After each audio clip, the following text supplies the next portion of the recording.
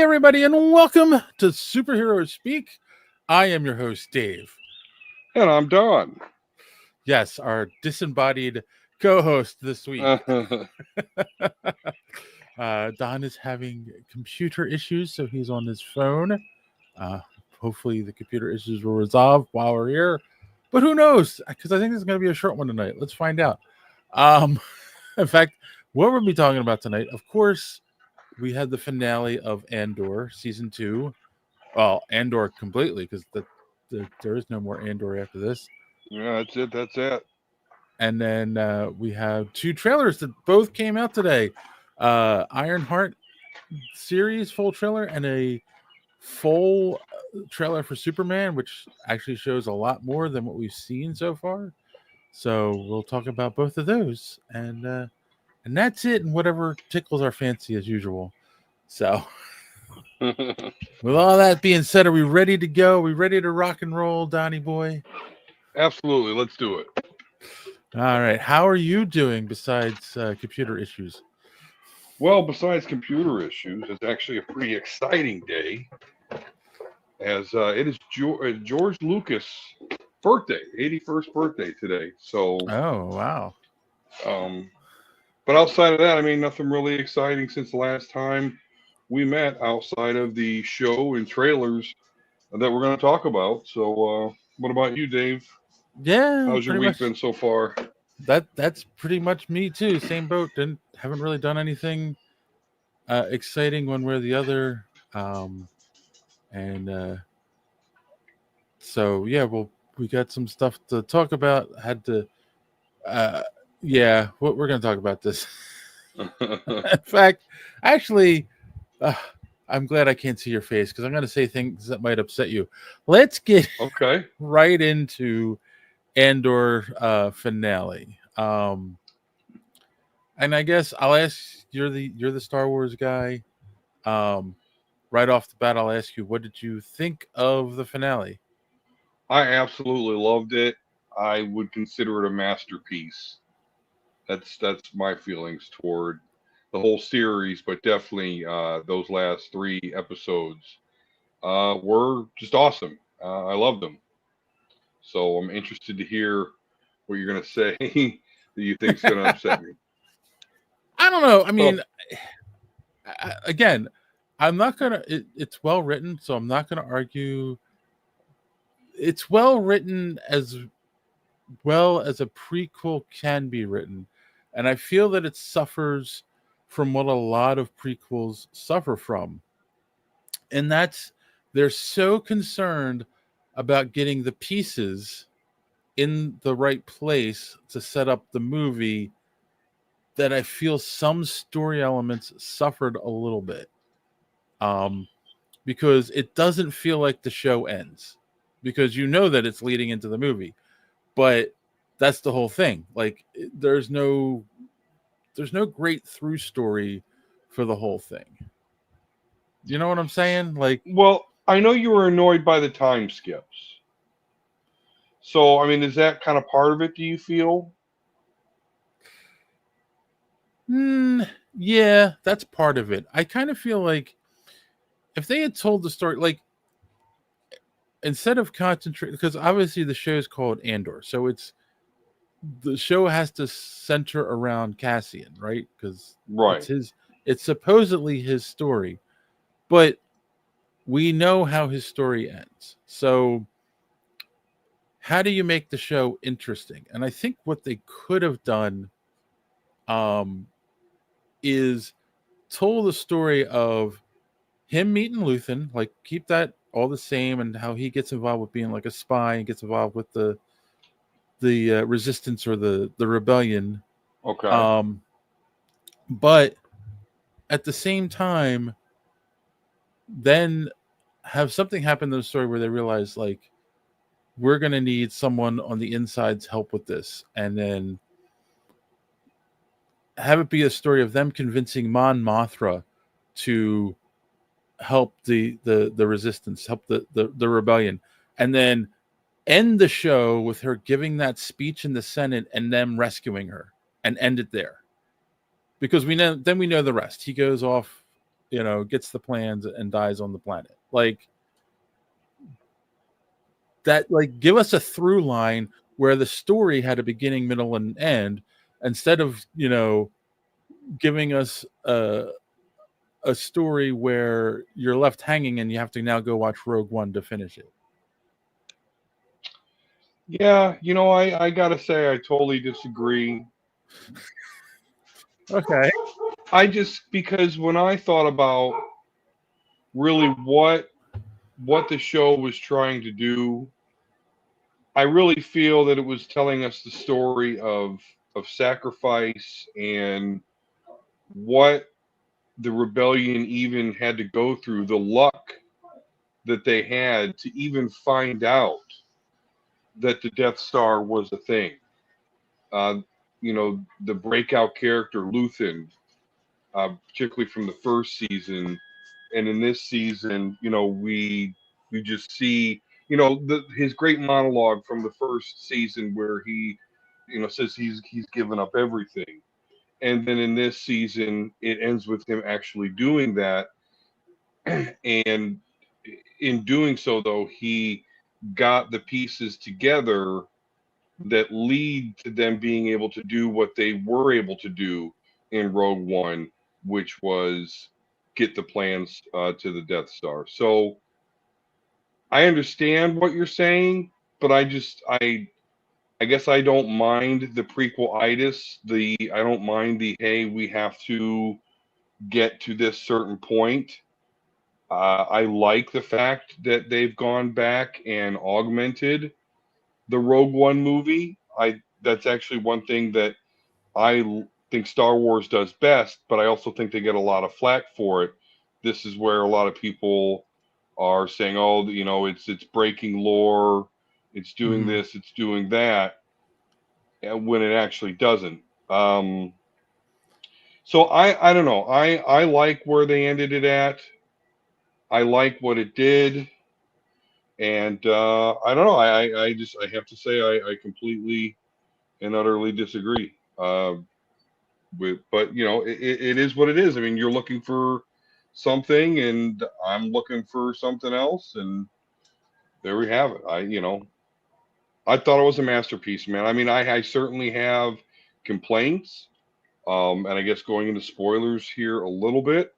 Um, I was really surprised that the series did not touch back with Andy Serkis's Mm-hmm. character from the prison that couldn't swim. I'm really surprised that we didn't get some sort of follow up or resolution. I have a real big complaint about the Bix character, and it kind of is just more of what I was complaining about the last time with her, but just I guess with more of a staple in it, as far as I'm concerned. But outside of that, I'm completely interested. Someone on Facebook today was like, "Oh, it was too political. It was too political," and I was like, "But it's really interesting because Well, we do need to learn how we went from democracy to the Death Star, it and is. you Yeah, I get mean, that." the whole thing to me that's silly, because the whole story is a political story in a lot of ways. It's a rebellion against a tyrannical empire. So like that is politics, and like having people who are on the inside joining, like, yeah, there's a whole bunch of that stuff. I do think some of that stuff was boring. We've had this conversation already. Oh, just leave, why don't you? Oh, oh, there he is. Hey. Um, but and maybe that's what some people problem is that it was too much of the political stuff. Like, Yeah.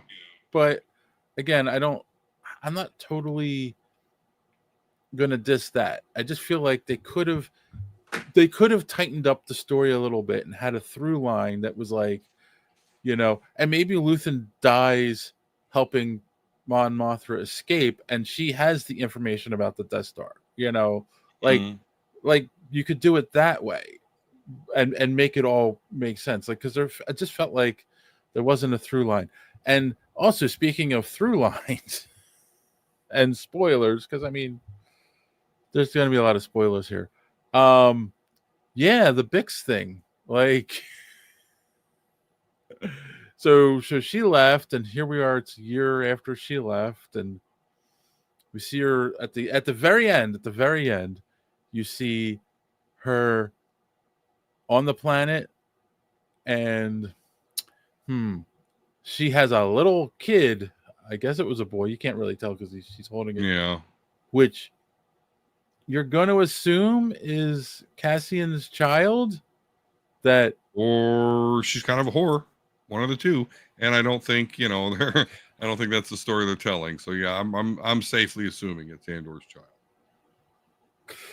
I think Kassan says I think people were uncomfortable with the politics of Andor because it's too close to home. Well, let's not go there. I agree with him though. At least they kind of ignore it at least. But yeah, no, that, you know, I was already really steamed at that character, as we talked about with the whole, like, well, no, I'm going to leave, so you stay. And we're like, if it was us and we had this love and she just fucking left us, we'd be like, oh, well, fuck all of this. Right. On top of that, though, like, you know, she had his child. Now, I know her character doesn't know this, but because of all that, he's going to die without even knowing he has a child, let alone meeting and being with the child. I just think that's real dirty. That, you know, how could she basically withhold his child from him? I have a question on that too. I just hate her for it. Is this also a dirty trick to then continue on this story later on? You know, like make that child part of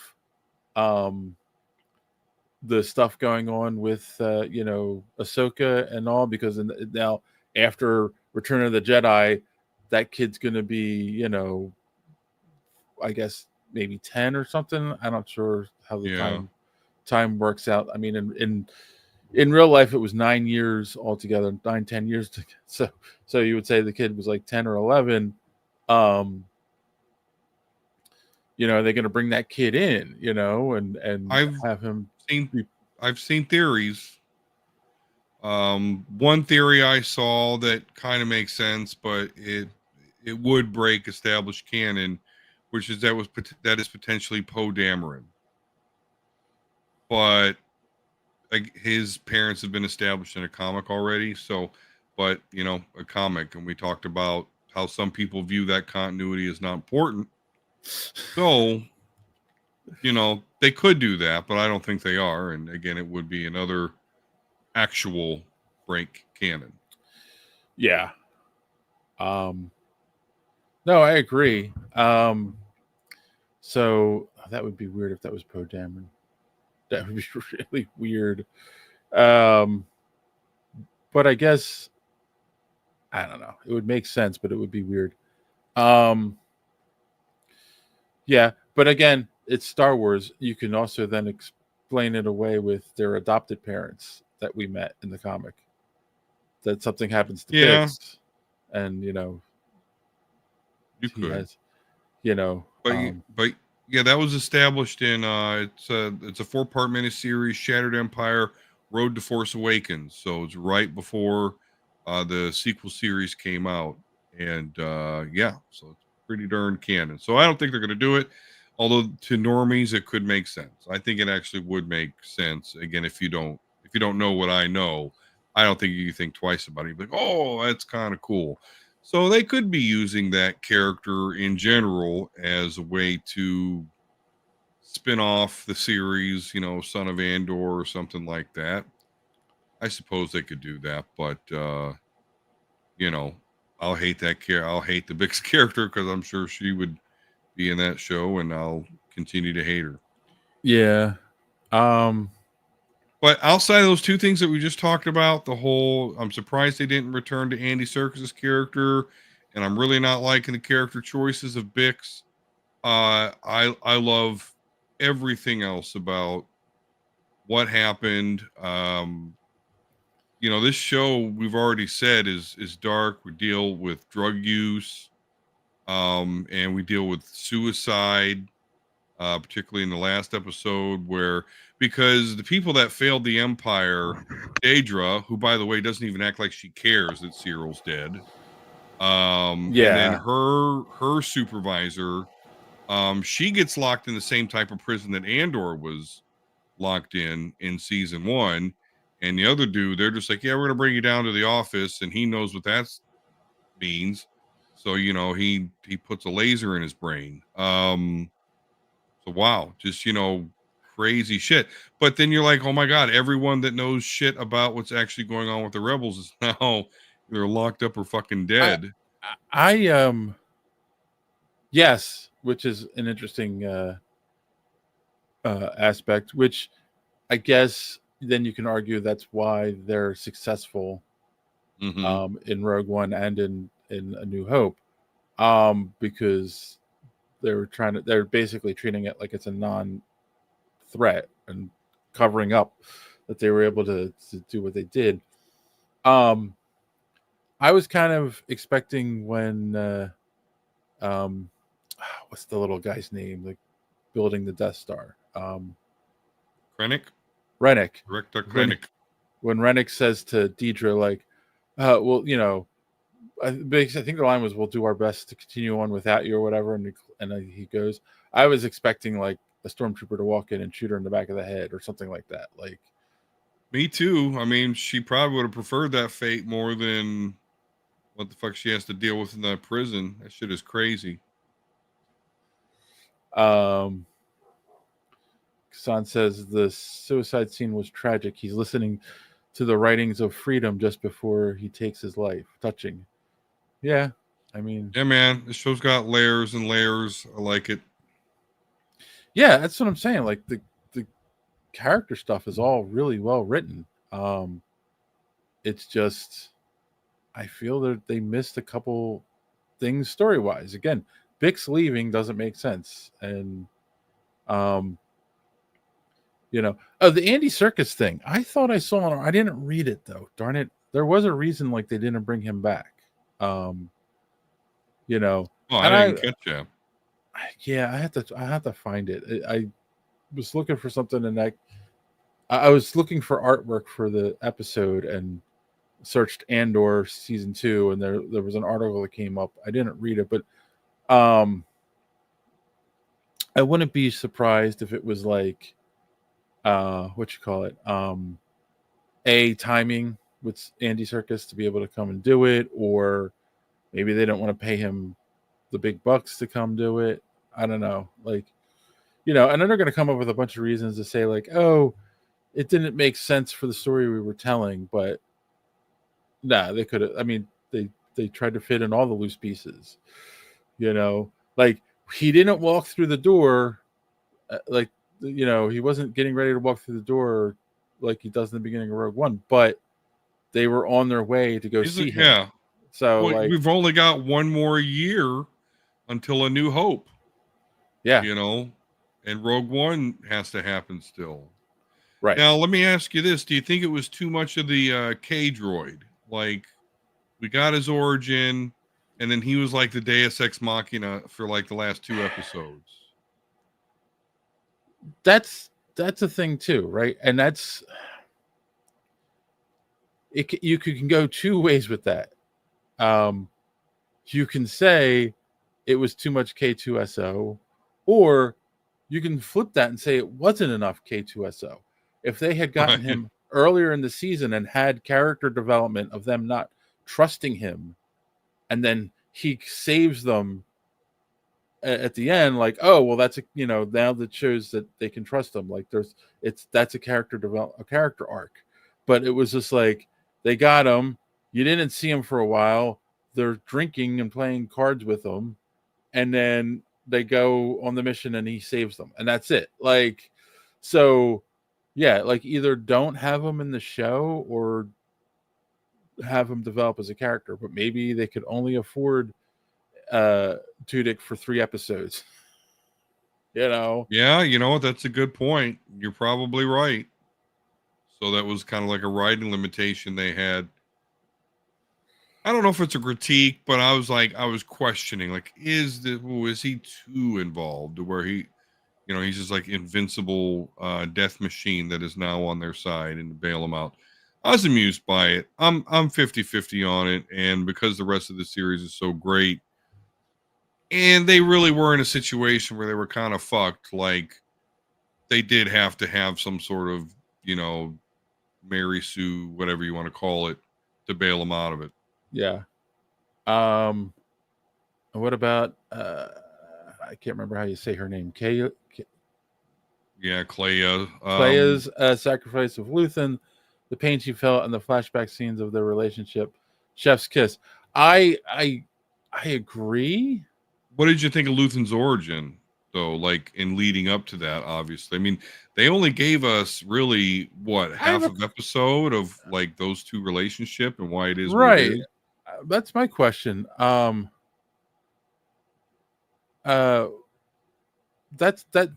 my question. Is there a would it have been better served if they had shown more flashbacks throughout the season?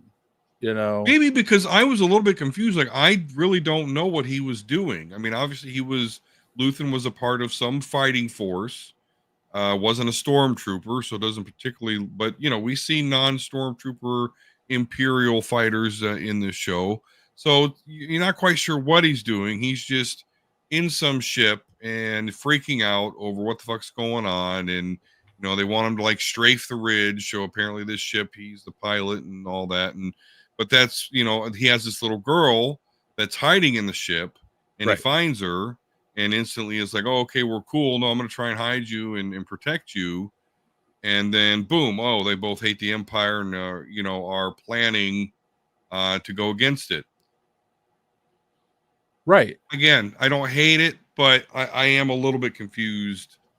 But the point got across to me, though. The point got across because it's fucking Star Wars and fucked up shit happens all the time and people fight each other. Mining company gets destroyed by some gangsters or whatever they want to take over, on the outer rim.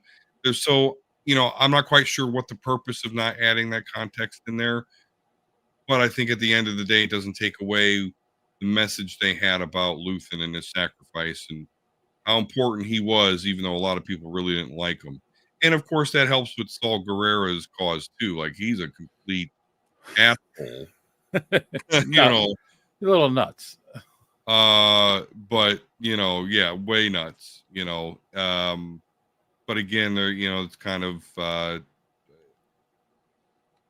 not everyone's getting along. Not everyone's the same. Not everyone's clean cut in this rebellion. And some of the dirtier players, though, really did do important shit that benefits the rebellion as a whole. It's just cool to see all that. I just absolutely love it. I also kind of feel like if they had shown more of Luthen's backstory and spread it out a little bit more at the end when Cassian's talking to the tribunal there and he's trying to say like I knew Luthen the good and the bad, I think that would have been more impactful because like throughout the whole show you only saw this mistrusting spy Luthen, who like even the people he brings on board, like he doesn't trust them and he backstabs them, when it's convenient for him. I mean, he killed a guy, got the information about the Death Star and realized the best course of action was to kill that guy, so like he's a dirty fucker, but like if you showed more of his backstory and you understood like why he does what he does and why it was so important for him to protect her, Yeah. I don't know if he killed that ISB supervisor. I honestly am taking it that the Empire did it. I don't know. Because Luthen walked away and then he had a wound in his chest. It could go either way. But and looks like Hassan in the chat is Okay, this is interesting. There's a rumor that Andor was originally planned for 5 seasons. This is backed up by the fact that we had 4 mini arcs this season. Each arc was supposed to be a season. That, you know what? I I kind of feel like he's 100% right there, because the show basically starts 5 years back, and then they quick do jumps to get us to Yeah. right before Rogue One. So I'm guessing the original plan was each season would be a year leading up to Rogue One. You know, Makes and sense. yeah, that makes sense. And who knows what happened? Because it's the most well received critically. I don't know what the numbers are like, and obviously for streaming they don't release those. But I mean, a lot of people loved it, so I don't see why you wouldn't have tried to stretch it out. I mean, unless what's the actor's name who plays Cassian? Diego Diego Luna. Luna. Unless he was like, yeah, nah, I just want to do 2 seasons and I'm out, because it's dragging on a show Could for be. 5 years that we all know what's going to happen to the character in the end. Well, yeah, and it doesn't happen a lot either way. What shows go 5 seasons anymore? Hassan says, "Oh yes, he did." When he's responding to me saying, "I don't know if Luthen did it." Okay, cool. I mean, I accept that. Oh, wait. Now, the most important question is the Star Wars fan base broken? Andor is an amazing series, but all reports say that it's not getting the views. I don't know. I'm seeing the opposite of that myself. I don't think it's the fan base is broken. Everyone I know that is a diehard Star Wars fan has watched this show. It's the casual viewers who go to the movies that aren't watching it. But there's also a lot of people who just don't subscribe to Disney Plus, or they have Disney Plus, but it's to put it on in the background to babysit their kids during the day. There's not a lot of people, I think, watching the shows. Look at the Marvel shows. Like, yeah, some of them are stinkers, but there was still a lot of great ones in there, and they're not getting the views. So I think it's just a platform issue. I don't think it's people are, it's a broken fan base. Yeah, no, I don't think the fan base is broken at all. I just think it has a lot of levels. And I think with a show like this, I mean, they did the whole second season in 4 weeks. Yeah, 3 episodes a week. So that was they're tough. not banking necessarily on the water cooler talk like it's Game of Thrones or Seinfeld or whatever. That's dead. That era is dead and Yeah. gone. They're putting it on here because it's there. Here, is it dead It'll and get gone? buzzed. No, I mean, well, yes and no, because a lot of places that would have water coolers are now all working remotely. Yeah, So well, there's that's true. that. I really can't think of a show outside of like Game of Thrones, and that's over with. That it's like, okay, I've got to be in front of my TV at 9 p.m. on Sundays. So that's a great point, and I think this is something that I've heard a lot of other podcasts talk about. And we talked about it a little bit in the past, but not in great detail. There are so many options now. Go back to when we were kids, right? Like, there was cable, but not everyone had cable. And if you had cable, you were probably watching HBO for movies, and there wasn't a lot of original programming on cable. Oh when we yeah, were kids. no, not There was not at all. There was 3, 6, and 10. So like everyone watched Cheers, everyone watched the Cosby Show, everyone watched Family Ties, everyone watched Fresh Prince of Bel-Air. Like, these were the shows everyone watched. And then in the early 2000s, cable started having more and more original programming. USA had shows like Psych and Monk, were really big viewed shows, and Burn Notice, like they had some really great original programming, and it started expanding, and not as many people were watching. I think the last show that was on regular I think it was on regular TV. Maybe I'm wrong. The last show I remember, besides Stranger Things, everyone talking about was The Wire. Like everyone watched The Wire. I didn't, but everyone I know watched The Wire. Yeah.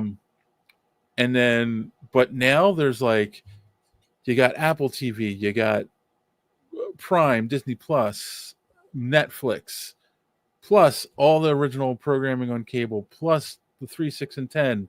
Like, there are so many options, and it's becoming so niche for everything. Yeah. People are staying in their lanes, right? Like, I'll stick with Disney Plus because I love Marvel and Star Wars. So that's my fandom. Like, I'm going to watch all the stuff on there Yeah. for that stuff. I only ventured out to Ted Lasso because my girlfriend wanted to watch it. And then it's a great show, but it's like there isn't enough time for me to watch everything that's out there, Yeah. I mean, I'm certainly not that guy because I'm very niche myself. But I will say that I do diversify also because of my spouse. But I'm finding myself, yeah, I have to skip around a lot. I mean, yeah, Disney, Hulu, that's like my foundation, right? Like that, I've got to have that. But then we'll get um, HBO Max, back to HBO Max. Um, if you guys didn't catch that, by the way, so it started as HBO Max, it changed to Max, and now it's going back to HBO Max. So, Oh, I hadn't heard that. Okay. yeah, yeah. So obviously, we watched the DC shit there, Peacemaker, all that jazz, and then Yeah. you've got Amazon. So they've got your Rings of Power, they've got your Boys, they've got your Invincible, they've got your Fall. I think Fallout. So for me, I'm finding we are, other than Disney and Hulu, which is just, like clockwork. We do skip around a little bit. Paramount has some cool shit. There was the Halo series on there, which wasn't that bad. Shogun, it was on Hulu actually. So you're right. There's just there's too many options, and that cable is not going to have a monopoly. I mean, there's just so many options for everything, for video games. Heck, here in Ohio, like weed became legal, so you go to like a dispensary, and it's like weed college, in there. Like there's 58. It's like, oh my god, there's just so much. Kids nowadays have like 10 games they can play and not spend a dime unless they want to get into cosmetic shit, which they somehow get fooled into doing because it's always like, Dad, can I have 10 Robux? And it's like, oh, what a waste. So, Oh so God, yeah. anywho, but with all that said, I think Andor is definitely close to being one of those shows. I mean, I see in the comments Kasana saying, it's getting acclaim, but it's not getting views. Okay. I get it, but it's still quality. So I guess at the end of the day, I'm going to be happy. He has a good point here. Severance is getting a little of that reaction. I don't know. I've heard the premise. I actually have no interest in watching it whatsoever. House of Dragon, there was a lot of people talking about House of Dragon. I'm But Squid super Game, into House of Dragon. I just the last season, I swear, like the finale, I still haven't watched yet. Like all the cool shit happened right before the finale, and then apparently the finale does nothing. But I will agree, Squid Game season 1 definitely, that was a big one. That was a big one where everyone was watching it. He also says Disney Plus is the second largest streaming service, but which, yeah, I know it is, but what does that mean anymore? Like, how many people are actually subscribed to it, and how many people are consciously watching something on there at least once a week? I don't think it's as many people as you think, you know. Um, I do, man. All that Disney kids shit stuff, like I don't know, and I can't believe it's not number one. Although I know Netflix is number one, and actually the Netflix whole password thing is worked out pretty well for them. Actually, I actually had to pay for Netflix recently instead of milching off my parents because of their countermeasures. Boo. But throw on keel here. Severance is a show where when the turn comes, the show's over. huh. I don't know. I haven't. I know what the premise is. I don't know what the turn would be. Um, so interesting. Yeah, and unfortunately, there's a lot of shows like that where there's a cool or an interesting premise, but then there's the turn that explains why the premise exists, and then it's like, okay, well, why am I watching it? You know, one of the Badlands greatest on Netflix was like that. one of the greatest examples Into the in Bed. my mind of a show where it had a really, in my mind, the most interesting premise of a show, and when they got to the revealing the twist, not the big thing behind it, I had no interest in watching it anymore. And that's the X Files. Like, I don't know if people remember, one of the things that kept the X Files interesting to me was Mulder crazy or were there really aliens? Like, they never showed the aliens. He talked Yeah. about them. Weird things happened. Was it aliens? You don't know. Was it just something weird that happened? And that was the whole thing between Mulder and Scully. Like, she thought he was nuts, but he was good at his job and blah, blah, blah. And then the movie came out and they showed the aliens. And then it was like, well, this is dumb. Like, it's not interesting anymore. Like, we now know the Oh, aliens okay. I never exist. knew that. Yeah. Yeah, I in the never movie. watched that show. It was one of my favorite shows until the movie came out. And then I'm like, all right, I'm done. Like, Oh man. you took what was interesting about it and threw it out the window.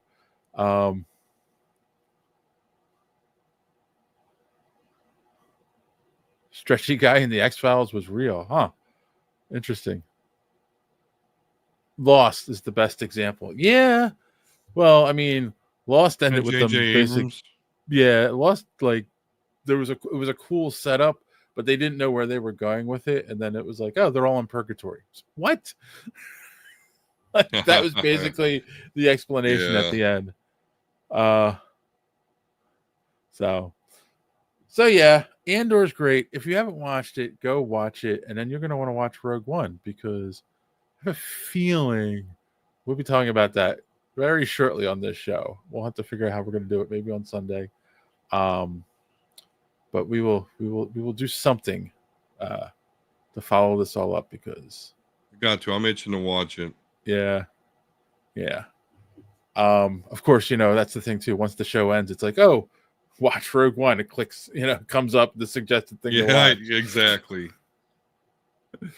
Son says it was J.J. Abrams until he left because the plot was getting out of hand. Yeah, very much so.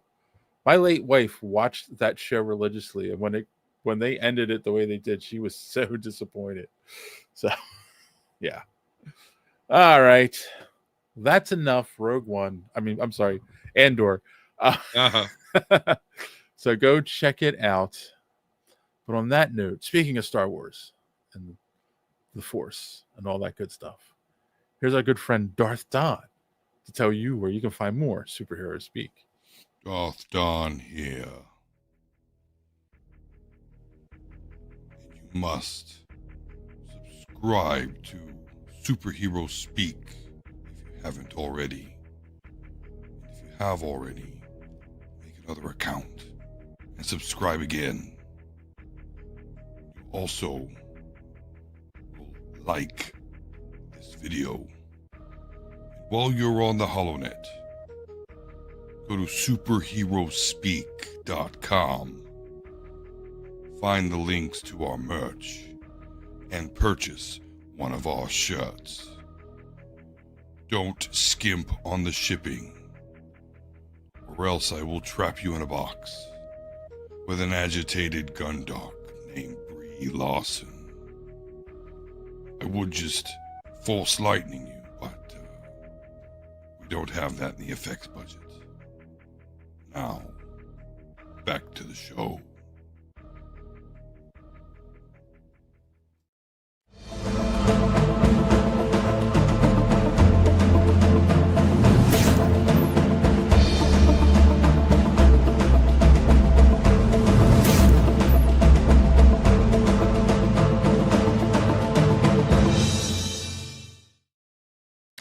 All right. Real quick before we continue, since Thrawn, you're watching, just wanted to let you know that your shirt is ordered. But spring has been a pain in the butt. So we're going to probably be switching to TeePublic, but you'll be hopefully getting your shirt sometime soon. All right. Great. After I order mine, then you're going to change. What's Thrawn saying here? As a bipolar person, Thunderbolts was like an intake session of a mental health facility and had bits of fun. I maintain John Walker did nothing wrong and was treated unfairly. Well, he did kill someone, but that's a whole nother story. All right. We don't have a lot to talk about. I wanted to keep it short. We're already 40 minutes in, so let's see how this goes. We did get 2 trailers that dropped today. Did. Finally, and before the show, not after. Yes, and they both look interesting. So let's start with, we're going to watch them real quick. We're going to start with the Ironheart trailer was finally dropped today. So let's take a look.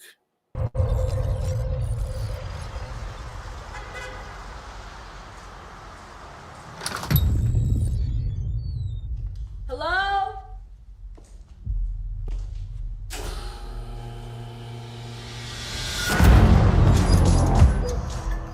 For real?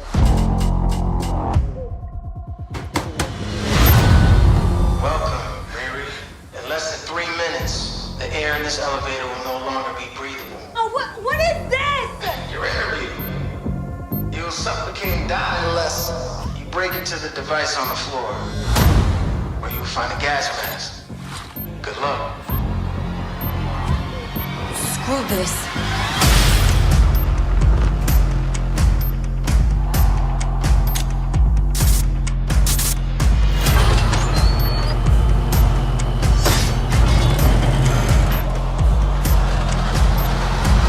I heard Riri Williams was a genius. So you in or out?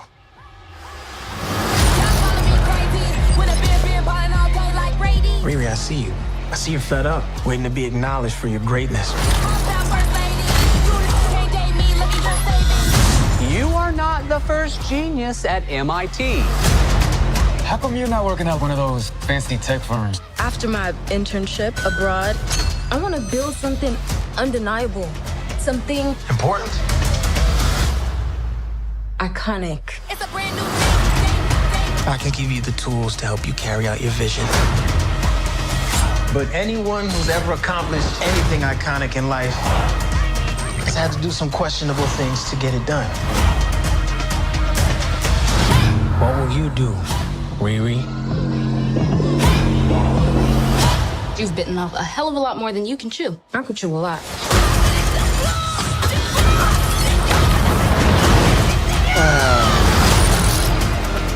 You know nothing about this man.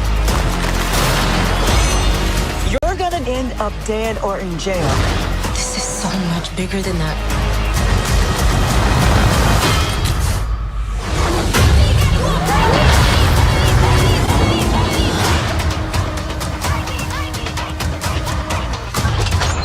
This is wild.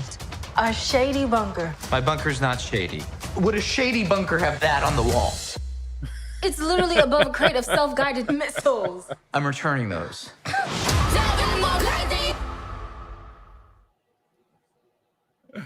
All right.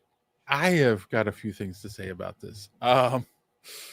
So I like it overall, it looks good. Though I think number one was Anthony Ramos who's playing the Hood. For some reason with that hairstyle, he looks like one of the Waynes. I don't know why. It's like a Wayne's brother. And then what was the other thing? I don't like the armor. Like the original pictures, remember we showed a while ago, and it kind of looked like they were dark and whatever. Now that you can Yeah. see it and it's like white, I'm like, is this the iPhone version of the Iron Man armor? Like, I don't know. I didn't care for the color scheme. Yeah. And then the aspect of her being involved with criminals so that she can, prove that she's a genius to the world. I don't know. I don't know if I like that aspect for a hero. From Yeah. Timu Iron Man. I don't know. What did you think?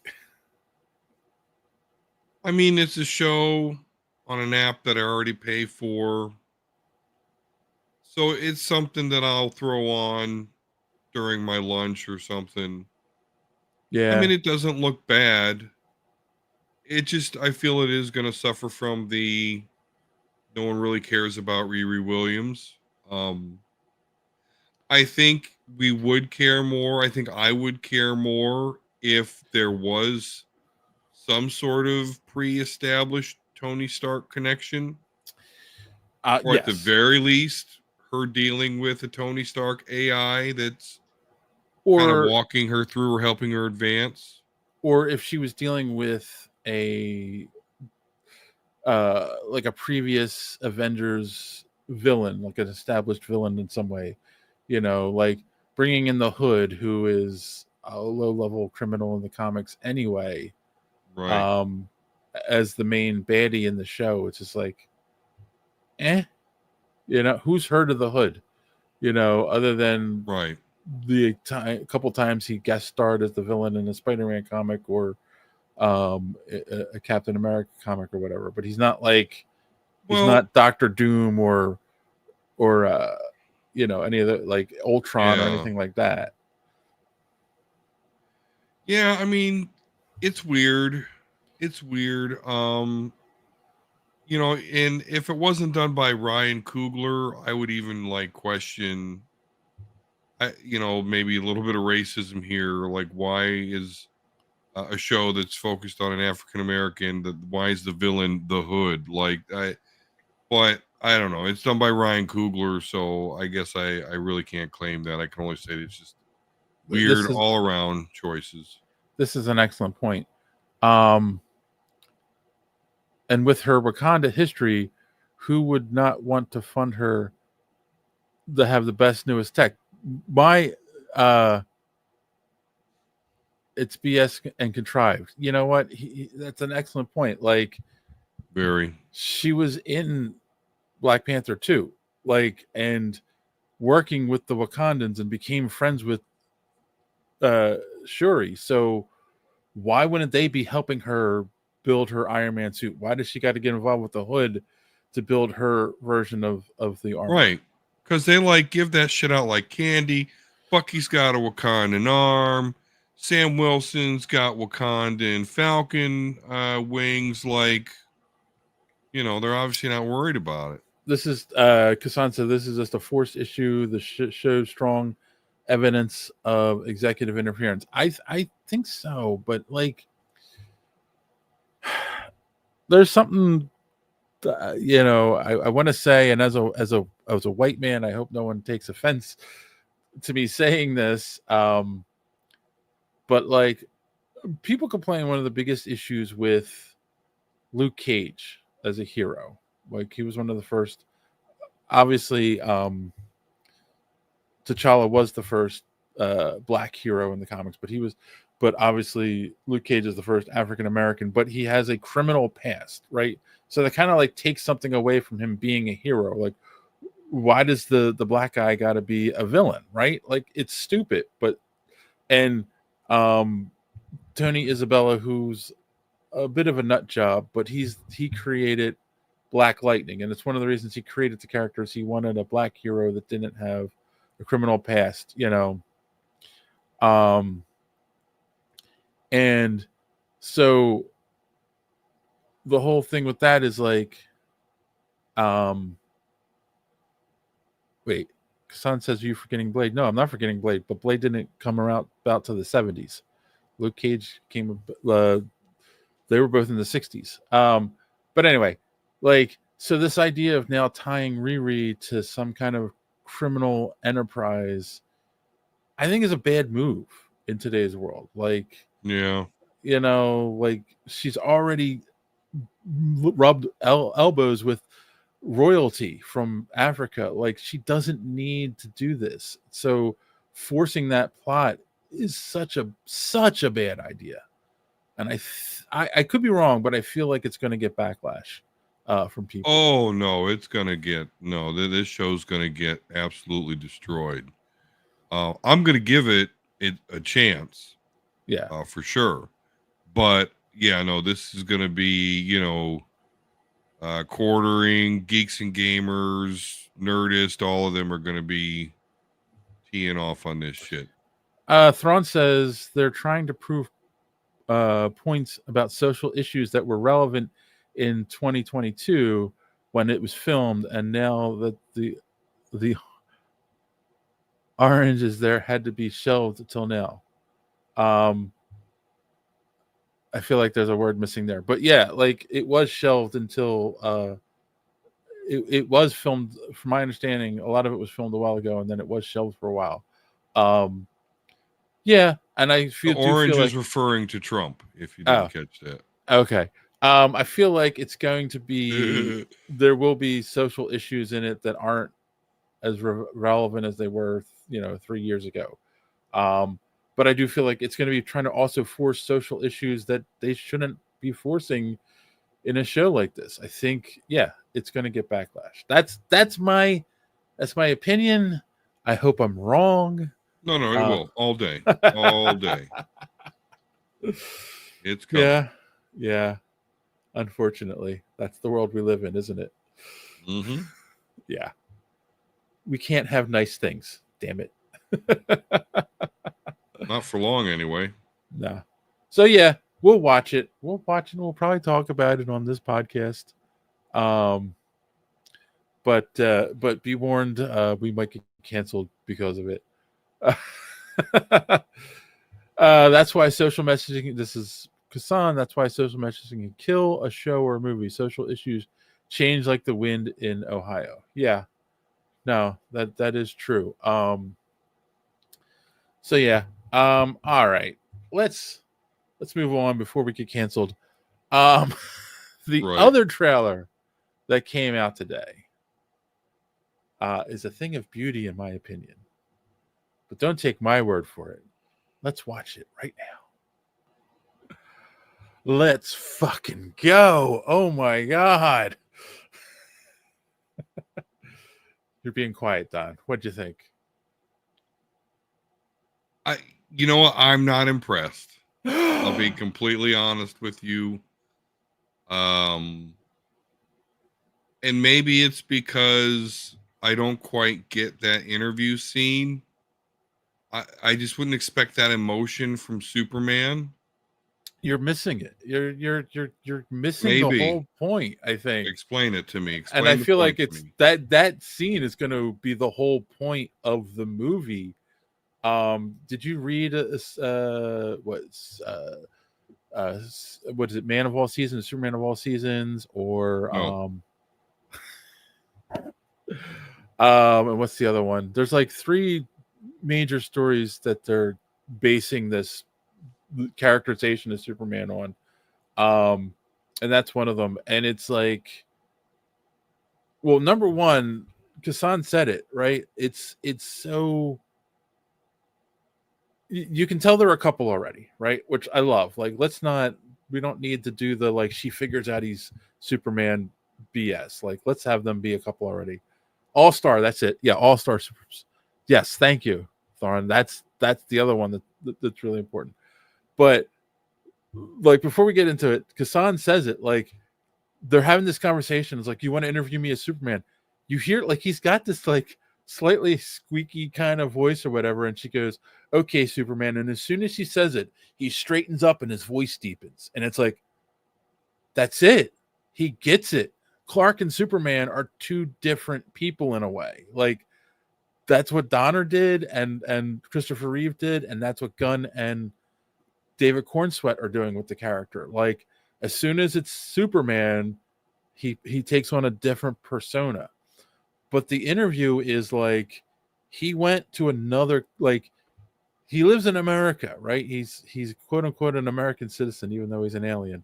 Let's not get into he should be deported to Krypton, but Oh no, they without habeas corpus or nothing. Oh, but the thing is, it's like he went to another country and like stopped a war from happening, which I think that happens in All Star Superman.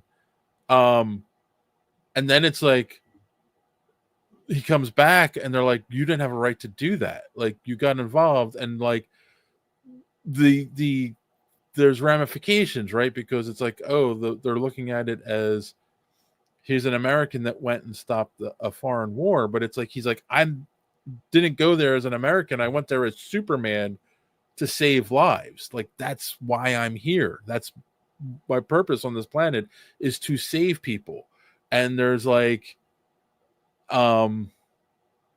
you got to read these books, man. You really do, because it's okay. But let me ask you though, in this book though, did he get all emotional about it? Oh yeah. He didn't just be like, oh, I'm an indestructible god. I can't remember if it's All Star or if it's Man for All Seasons. Like, he thinks about giving up being Superman because of this, because people are making him a political symbol as opposed to the symbol of hope for humanity.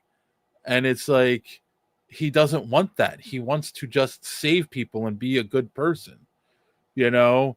I mean, and that's why they show Paul Kent saying to him, it's your actions and that define you, you know, not what people say about you. And, you know, this trailer is showing me that James Gunn is getting the points that Snyder completely missed with his version of Superman. Like, that's what Superman is, right? He's a symbol to the world, you know,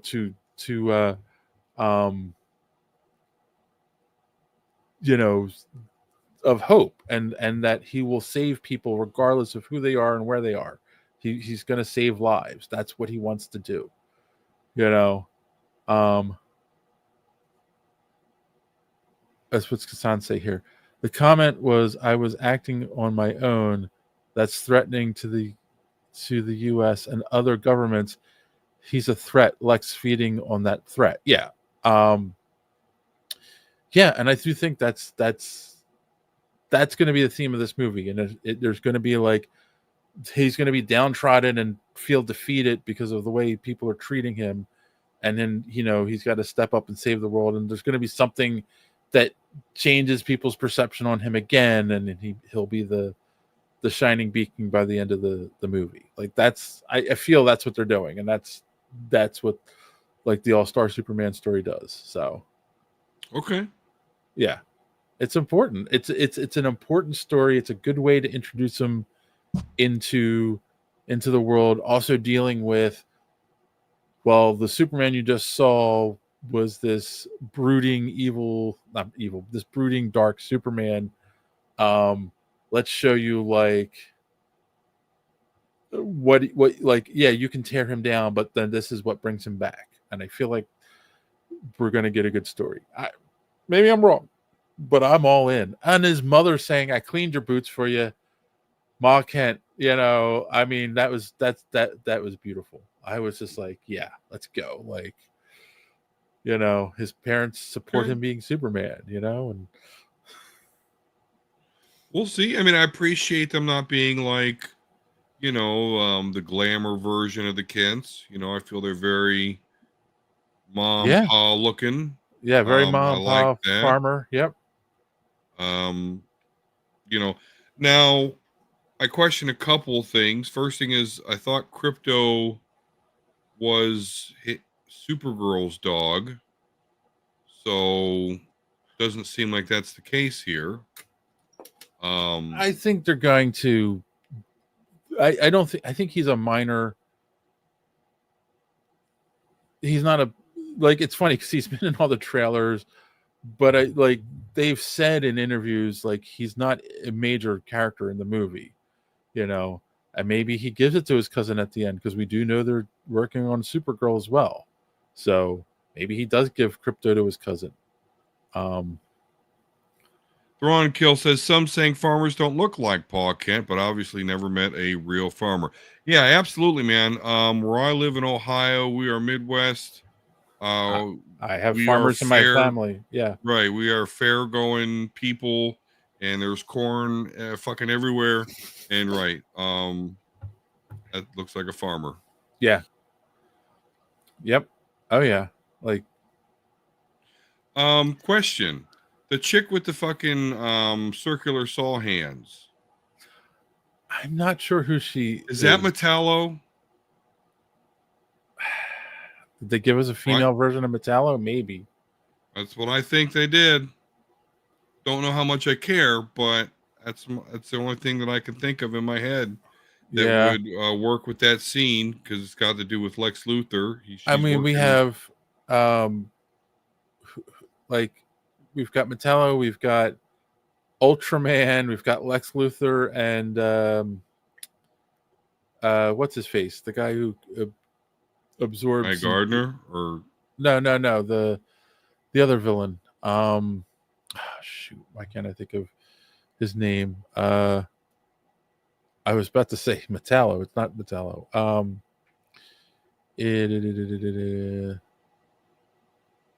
Hold on, give me a second. Hold up. Talks amongst yourselves. Metamorpho. Metamorpho. Right. Yeah, because it flashes real quick, but a lot of people have pointed this out. He's in the same prison as Superman, and you can see his one hand is down and it's green and glowing, so it's kryptonite. So that's how they're keeping Superman there in the prison, which is canon. He did that in the comics. He turned himself into kryptonite in the comics, so that's canon. It's not, they didn't make it up for the movie. So so he's got a lot to deal with in this movie, and there's still rumors that Brainiac is somehow involved as well. Of course. She's just looked like an android, says Kassan. Thrawn says the engineer. Maybe. And then what's Kassan say here?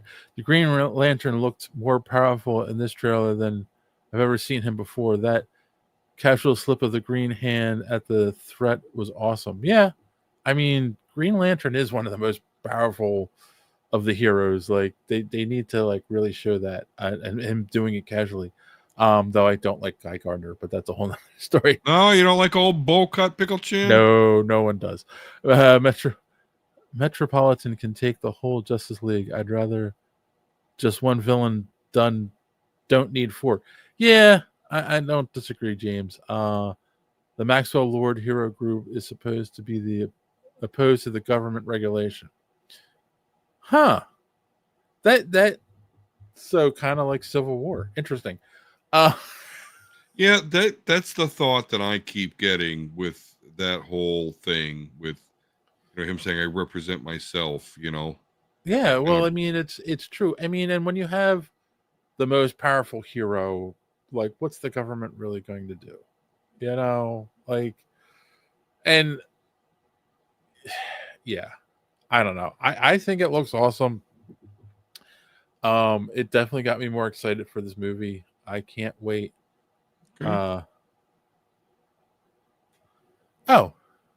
says that is the engineer and part of the Authority. The Authority is in this movie, or just her? And then I don't know. Interesting. We'll have to see. Yeah, because there's a lot. I mean, they've shown so much. There's a lot going on. I'm hoping that this isn't a mess of like a lot of quick things that happen, that don't work. That is one of my fears. Like, if you're throwing too much into this movie, is it going to work?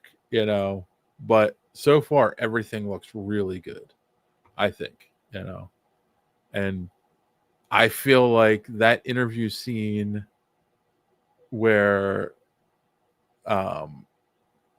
he shifted and all. Like, if there was any doubt of David Cornsweet being a good Superman, that should be out the window at this point, in my opinion. Like, Really? Okay. you know, like I when don't know, his voice got deep, I'm like, ooh, I got chills. Like, yeah, that's Superman right there. So, okay. I guess I'm long just before the very. gun was released. Oh my God! Exactly. Exactly.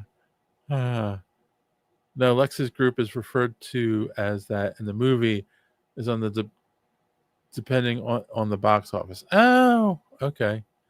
Thrawn, you seem to have a lot of information about this movie. I'm a little scared. Do you work at Warner Brothers and you're not telling us? Maybe he does. Yeah. So, long story short, we will obviously definitely be going to see this movie, and we'll be talking about it on the podcast. Does it come out in June or July? I don't remember. What is the release date? July. It is July 11th. Okay, there it is. All right. So because we're going to, now that Andor is over, we're basically on Fantastic Four watch. Then we'll be on Superman watch. And I can't remember after that. Yeah. Endgame, or not Endgame, you dumb fuck. No, Spider-Man, right? Or no, or no, Spider-Man's next year. Yeah, So right. Everything else is next year. I think that's it. Movie-wise, this year is Superman and Fantastic Four. And then there is obviously the Ironheart series, and there were some pictures. We'll talk about it next time we get together. There were some pictures that were released of Nicolas Cage in the Spider Noir series, the live action series. Oh, it's a live action thing? Yeah. Oh, it's gonna suck. I'm sorry. I hate Sony Spider-Man. I'm sorry. What? Are you the only one on the planet? Probably. Tom Cruise is a low-key superhero. No mortal can survive what his character does and still walk. Oh. He just said Mission Impossible watch first. With the power of Scientology behind you, a lot's possible. All right. Well, long story short, we're definitely going to go see this for the podcast. I'm excited. I think your tune will change when we go see it. I think you'll I will be open, but I'm very skeptical of this gun verse, particularly since he decided that everything he did in the last universe is somehow going to survive. I think he's showing himself to be a little bit self-serving here. But if you and JD watch this movie and like it, then I'll be on board. James is still hopeful. Thank you, James.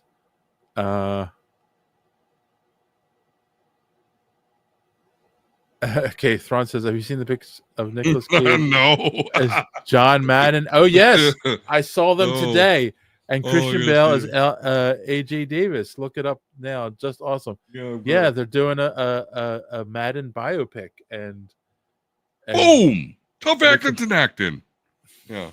Nicolas Cage is playing John Madden. That is the weirdest choice I have ever heard to play John Madden. Yeah, that's great. I mean, look, and I don't want to like disparage anyone, but I feel like John Goodman was a better choice to play John Madden. But maybe Goodman's getting a little old to play him as a. But Nicolas Cage and very skinny. Have you seen John Goodman? Like, I think he injects Ozempic like Bane injects Venom, you know? Oh, okay. Well, he's I mean, obviously they're taking him from when he was a coach at the Steelers. Not the Steelers, the Raiders, sorry. Yeah, when he was coaching the Raiders, like that's where the movie's going to take place. So, I don't know. It's Cage is in a fat suit. Yes, he is actually. Yeah, you can tell. Yeah, James. If you look at the pictures, he's in a fat suit, definitely. Madden turkey should be a thing. No. That's a that's a turducken. That's a Yes. duck inside a turkey. Boom. No, it's a chicken inside a duck Yeah, inside a right. turkey. Yes. Thrawn just made Don's day. Yeah. Yeah. Oh, maybe we'll have to watch that for the podcast, just because it's got Batman I mean, and Ghost Rider in it. Right. Exactly. Oh, and he's also Big Daddy, and he was Oh, you know- Superman almost. Man, Yeah. Nicolas Cage has played a lot, and he's He Spider-Noir. has. He has played more superheroes, I think, than anyone. Kasana's asking me, and I saw him at Don. Did you see that they filmed Superman in Cleveland? At least a couple scenes. Yeah, in fact, the big deal is they filmed a baseball scene in a local ballpark where the Cleveland now Guardians, former Indians, played, which is now called Progressive Field. But yeah, I mean, Thrawn, I could talk about this all day. I feel that the city of Cleveland has very much dropped the ball. There should be a huge Superman museum somewhere in downtown Cleveland, and the fact that there is not one is a tragedy. There is a joke in there somewhere that they play at Progressive Field and they changed the name from the Indians, but I'm not going to go there. Also, there was a scene that was shot at an arcade, and Kassan had asked something about, do you think it'll become if the movie does well, is it going to become a big tourist trap? If you've been to Cleveland, you would know that tourist trap is not a thing. Anywhere you go in Cleveland, I only recommend you do so during the day. I love the city of Cleveland, I do, but it is unfortunately on a list of unsafest cities in America. So, yeah, Could be worse. Could be Philly or New York. Could be Detroit. But yes, you're right, Philly. And of course, I'm comfortable, in Cleveland walking at night. But I don't know. It's on a list. Bad stuff happens, apparently. Yeah, bad stuff happens in a lot of places. Yeah. So I don't know. I think we went off topic, but yeah, we're gonna go definitely check out. I think our short David show is Cornsford's. at an hour 15. Yeah. All right. Let's bring this one home and let's ask the question. Oh. Thrawn says, will there be a new arcade cabinet for Tron Ares? Should I buy it? No, you shouldn't. Kassan, Tron Ares looks so good. Okay, check it out. Maybe. But let's ask that question we ask every time we get together. What did we learn on the show tonight? All right, Don, did you learn anything this week, or do you have any recommendations? I learned that looking at a picture of Nicolas Cage as John Madden and Christian Bale as Al Davis is very, very funny. Okay. I also learned that you don't like Andor as much as I do, and I'm not as excited about Superman as you are, but we could still coexist, so that's a good thing. Kassan's saying I learned Don hates Cleveland. No, I don't hate it. I just, again, it's on the list. Just warning people. Right. I don't want to be liable for anyone who's like, Don says go to Cleveland, and oh, I got mugged. Shit. We don't give out any advice on this podcast. Right. I didn't know. Okay, first off, let me back up. I liked Andor a lot. I just thought they could have tweaked the story a little bit to feel more final. Like you didn't have to run out and watch Rogue One to finish the story. But we'll see. Yeah, I also learned that the Don must be a secret Snyder bot, that he's not excited over the Superman movie. Because I think it looks awesome. I'm not a Snyder bot, but I will admit I liked the Snyder cut, and I really wish that story did continue. but I accept that it isn't, and why. I know why it's not. So, Thrawn says, I learned that with just the right amount of love, Nick Cage could be anyone. All right, we're gonna have to. You know what? I think we're gonna have to do a review on what's the name of that movie? The Burden of Greatness or something like that, or Genius with Nicolas Cage and Pedro Pascal. Oh, it's where that meme is from. Okay, all right, Yeah. let's do it. I think we're gonna have to do it. You know, because it's got Ghost Rider and Reed Richards in it. It's got to be a good movie. Yeah. So yeah, again, I have no recommendations. So yeah, I don't know what we're gonna be talking about on Sunday. We'll figure it out. But until then, as always, boys and girls, thanks for watching, and don't let your cape get caught in the door. See you next time. If you haven't done so yet, subscribe. It really keeps this podcast alive. Smash the like button if you please. It gives us what we need. Maybe leave a comment or two. It's a really nice thing to do. And what are you waiting